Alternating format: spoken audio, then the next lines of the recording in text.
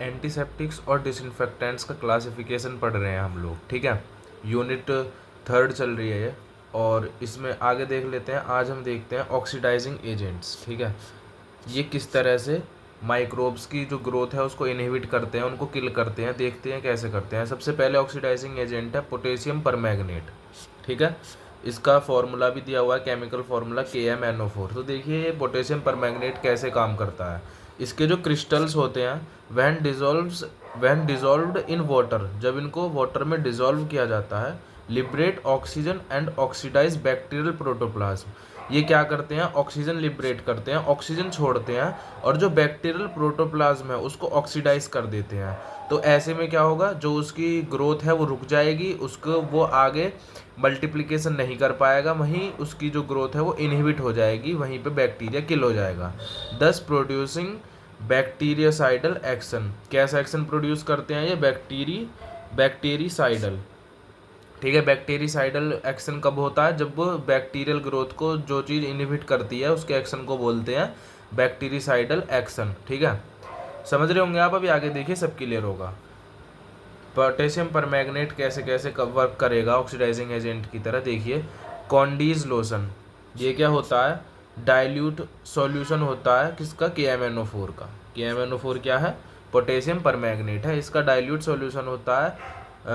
इस देखिए 1:4000 में लेना है, या से 1:10,000। किस तरह से समझिए, अगर 4000 ml वाटर है तो उसमें 1 ml लेना है आपको पोटेशियम परमैंगनेट। इस तरह से इसको डाइल्यूट करना है, इतना इसका कॉन्सेंट्रेशन होना चाहिए, ठीक है। किसके लिए यूज़ किया जाता है, गार्गल्स, गरारे जिन्हें बोलते हैं हिंदी में, उसके लिए। इरिगेटिंग बॉडी कैविटीज़, किसी बॉडी कैविटी को इरिगेट करने के लिए, और जो वेजाइनल डाउचिंग होती है ना, हाइजीन मेंटेन करने के लिए की जाती है, इन चीज़ों के लिए कॉन्डीज लोशन का यूज़ किया जाता है। इस तरीके से ये एंटीसेप्टिक का काम करता है। आगे देखिए, KMnO4 crystals put in water of ponds and wells for disinfecting it। जो KMnO4 क्रिस्टल्स हैं उनको पॉन्ड्स का जो पानी होता है, वाटर होता है, पॉन्ड्स का, और वेल्स कुएँ जो होते हैं ना, कुएँ तालाब जो होते हैं, उनके पानी को साफ़ करने के लिए भी KMnO4 क्रिस्टल्स का यूज़ किया जाता है। तो यहाँ पे डिसइंफेक्टेंट की तरह वर्क करते हैं। KMnO4 solution is used for gastric lavage. जो गैस्ट्रिक लेवेज होता है, गैस्ट्रिक एम्प्टी कराई जाती है किसी पॉइजन की वजह से, उसमें भी KMnO4 का सॉल्यूशन यूज़ किया जाता है। Dilute solution of KMnO4 can be used for सिज बाथ। सिज बाथ के लिए भी, कॉन्स्टिपेशन से रिलीज पाने के लिए सिज बाथ जो किया जाता है उसमें भी जो KMnO4 का डाइल्यूट सॉल्यूशन है वो यूज़ किया जा सकता है, ठीक है। KMnO4 foot soaks are used to treat foot conditions like athlete's foot, toenail fungus and foot odour. जो पैरों से बदबू आने लग जाती है ना, गंदी स्मेल, या फिर जो फंगस हो जाता है नाखूनों में, और एथलीट्स फुट, जो एड़ियाँ होती हैं वहाँ पे प्रॉब्लम हो जाती है। इन सब कंडीशंस को ट्रीट करने के लिए भी KMnO4 का जो फुट सोक्स आते हैं, ठीक है, ये यूज़ किए जाते हैं। High concentration of KMnO4 resulting in burning and blistering skin. अगर KMnO4 की कॉन्सेंट्रेशन ज़्यादा यूज़ करेंगे तो स्किन के लिए वो बर्निंग सेंसेशन भी प्रोड्यूस कर सकता है, और स्किन पर ब्लिस्टर्स भी प्रोड्यूस कर सकता है, ठीक है। समझ रहे होंगे आप। आगे देखिए, हाइड्रोजन परऑक्साइड, ये भी क्या है, एक ऑक्सीडाइजिंग एजेंट है। ये भी क्या करेगा, ये एक एंटीसेप्टिक एजेंट है, लिविंग सरफेस पर इसका यूज़ कर सकते हैं। Used as antiseptic on cuts, wounds, abscess and for cleaning sockets and root canals in the oral cavity. Oral cavity में जो रूट सॉकेट्स होते हैं, ठीक है, उनको, रूट कैनाल्स और सॉकेट्स को क्लीन करने के लिए भी, और जो कट्स हो जाते हैं, कुछ वुंड्स, घाव जो होते हैं, ठीक है, एप्सिस जो होते हैं, उन पे एंटीसेप्टिक्स की तरह भी हाइड्रोजन परऑक्साइड का यूज़ किया जाता है। Can be soften and remove excess ear wax. जो ईयर वैक्स होता है उसको सॉफ्ट करके उसको रिमूव करने में भी हेल्प करता है oxidising agent hydrogen peroxide, H2O2। इसका केमिकल फॉर्मूला भी दिया हुआ है, ठीक है। आगे देखते हैं बाइगोनाइट्स क्या होते हैं, ठीक है।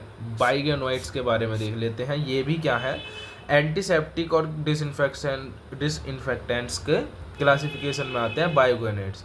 तो इसका एक एग्जाम्पल दे रखा है क्लोरहेक्सिडीन, ठीक है। कौन सा एग्जाम्पल है, क्लोरहेक्सिडीन। ये क्या है, एंटीसेप्टिक एंड डिसइंफेक्टेंट है। एंटीसेप्टिक जो लिविंग सरफेस पे वर्क करते हैं, और जो डिसइंफेक्टेंट नॉन लिविंग पे, इनमें जो नॉन लिविंग पे वर्क करते हैं सरफेस पे माइक्रोब्स को किल करने के लिए। ये कैसे वर्क करते हैं, disrupts bacterial cell membrane and denatures microbial protein. ये इनका मैकेनिज्म ऑफ एक्शन है, जो बैक्टीरियल की सेल मेम्ब्रेन है उसको डिसरप्ट कर देते हैं, और जो माइक्रोबियल प्रोटीन है उसको डीनेचर कर देते हैं, ठीक है। अब इसके कुछ एग्जांपल्स दिए हुए हैं, other examples of biguanides and polyhexamethylene, biguanide and octenidine. इसके जो एग्जांपल भी दे रखे हैं कुछ, कौन कौन से, पॉलीहेक्सामिथाइलिन, ठीक है, पॉलीहेक्सामिथाइलिन, बाइगोनाइड एंड ऑक्टेनिडीन। ये क्या है, ये इसके कुछ एग्जांपल्स हैं जो कि माइक्रोब्स को किल करने के लिए एंटीसेप्टिक्स और डिसइंफेक्टेंट की तरह वर्क करते हैं। आगे देख लेते हैं इसके यूजेस। जो क्लोरहेक्सिडीन है ये किस तरह से यूज़ की जाती है, एज एंटीसेप्टिक, एंटीसेप्टिक की तरह इसको यूज़ कर सकते हैं। ओरल केयर के लिए भी इसका यूज़ किया जाता है। वुंड क्लिनसिंग, जो घाव होते हैं उनको साफ़ करने के लिए। कैथेटर केयर के लिए, सर्जिकल स्क्रब्स में, ठीक है, और डिसइंफेक्शन की तरह इसका यूज़ किया जाता है बाइगोनाइड्स का, ठीक है। अब हम देख लेते हैं सोप्स।